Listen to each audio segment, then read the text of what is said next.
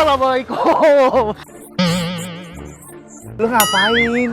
Lu telepon-teleponin orang mau ngasih duit ke orang-orang itu ngapain sih? Terus?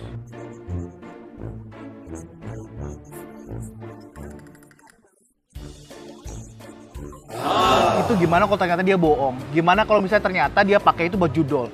Ikutan dosa lo. Lagian ya, kalau lo pengen jadi istri yang baik, caranya tuh nggak kayak gitu.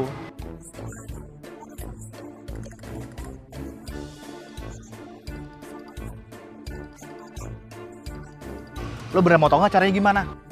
Ada syaratnya. Apa Ini syaratnya? semua nggak gratis, karena ini adalah ilmu yang bermanfaat. Syaratnya adalah gue pengen lo tepuk pramuka sambil berdiri di atas bangku. Sekarang, cepetan, gue mau tau gue. Gue nggak mau tahu. Pokoknya lo tepuk pramuka, naik ke atas meja, langsung aja. Tapi janji ya, nanti lo tepuk pramuka ya. Oke, sekarang kita dengar bareng-bareng penjelasan dari Ustadz Erik Yusuf tentang bagaimana istri Rasulullah menjadi istri yang solehah dan baik hati. Seperti apa penjelasannya? Iya, mau dengar. Kita tonton bareng-bareng. Sana. Bismillah wassalatu wassalamu rasulillah wa ala alihi wa wala wa ba'du. Salam yang terbaik, salam para malaikat kepada para calon penghuni surga. Assalamualaikum warahmatullahi wabarakatuh. Sahabat, sekarang kita membahas bagaimana hikmah ya, ibroh pelajaran dalam meneladani istri-istri Rasulullah SAW. Nah, jadi ini untuk para muslimah ya, para akhwat semuanya, itu seperti apa sih sebetulnya istri Rasulullah, dan bagaimana kita bisa meneladani kalau misalnya kita tidak kenal ya, tidak mengetahui. Karenanya pertama kita harus mencari informasi seperti apa istri-istri Rasulullah SAW ya, akhlaknya seperti apa, orangnya siapa, namanya siapa. Nah, ini perlu kita pahami. Baik, mari kita bahas. Pertama kita akan membahas yaitu tentu Khadijah ya, radhiyallahu anha. Nah, Siti Khadijah ini beliau adalah istri Rasulullah yang sangat dikenal setia. Sangat setia dan sangat membela Rasulullah SAW. Jadi Siti Khadijah ini seorang saudagar ya, pengusaha besar di Makkah ya, orang terkaya di Makkah, yang kemudian beliau ini sangat dihormati oleh semua orang. Ya, nah jadi ketika Rasulullah SAW menikah dengan beliau, ya Rasulullah kemudian menyebarkan dakwah risalah Islam. Rasulullah kan dibully, Rasulullah dicaci maki, Rasulullah kemudian bahkan diembargo ya, semuanya itu. Nah, ini semuanya tidak lepas dari dukungan Siti Khadijah. Dari mulai dakwah Rasulullah, ketika Rasulullah dibully, dimaki dan lain-lain, Siti Khadijah itu paling setia membela. Semua harta Siti Khadijah itu semuanya digunakan untuk membela Rasulullah SAW. Bahkan ketika diembargo, Siti Khadijah tetap setia menemani Rasulullah SAW. Ya, dalam kondisi senang, sedih, takut gitu. Dan Siti Khadijah adalah terkenal bagaimana dia bisa menenangkan Rasulullah SAW. Ya, ketika mendapatkan wahyu, Rasulullah sangat takut ya, karena belum pernah mengalami peristiwa seperti itu. Kemudian diselimuti oleh Siti Khadijah dan ditenangkan. Itulah artinya bagaimana memberikan rasa ketenangan, sakinah, mawaddah, warahmah itu. Nah itu Siti Khadijah. Kita percepat misalnya yang kita lihat lagi Saudah binti Zam'ah ya, bin Qais. Saudah ini banyak menggembirakan Rasul karena orangnya adalah penuh canda dan tawa gitu ya. Saudah itu seringkali ketika Rasulullah SAW dalam kondisi yang berat, tekanan yang berat, Saidah itu menghibur Rasulullah SAW ya, itu Saudah.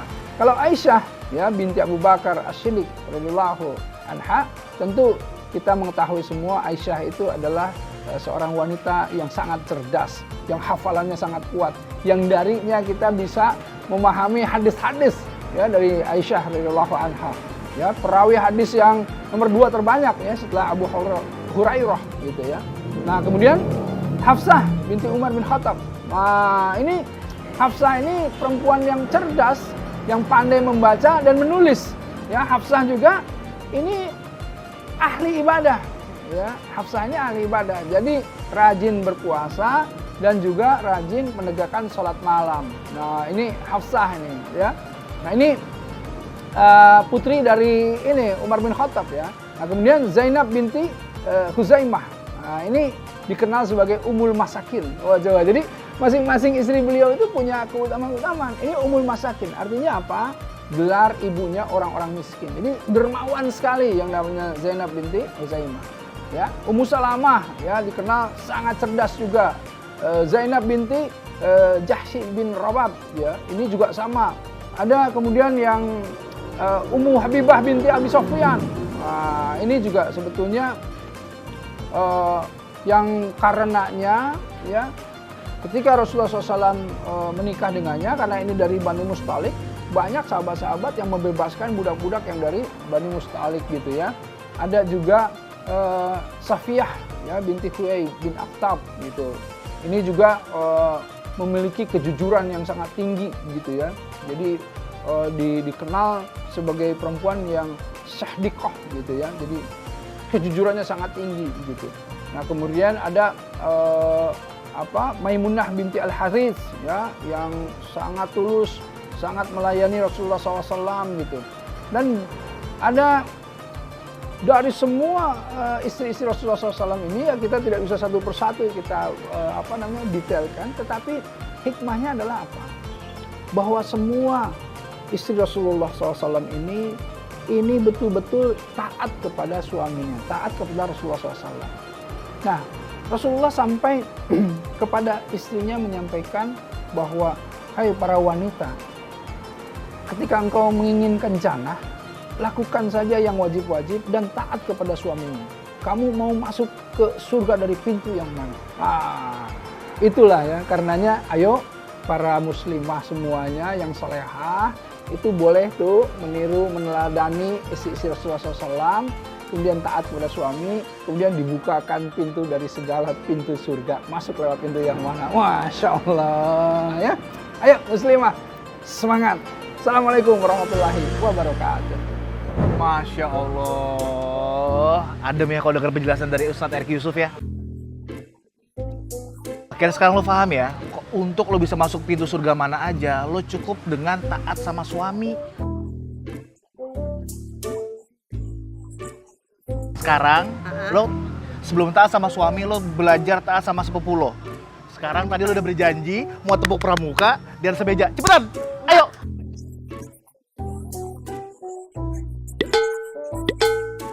Kayak pramuka. Aduh. Ya. Ayo naik, ayo. Gak mau, Dit.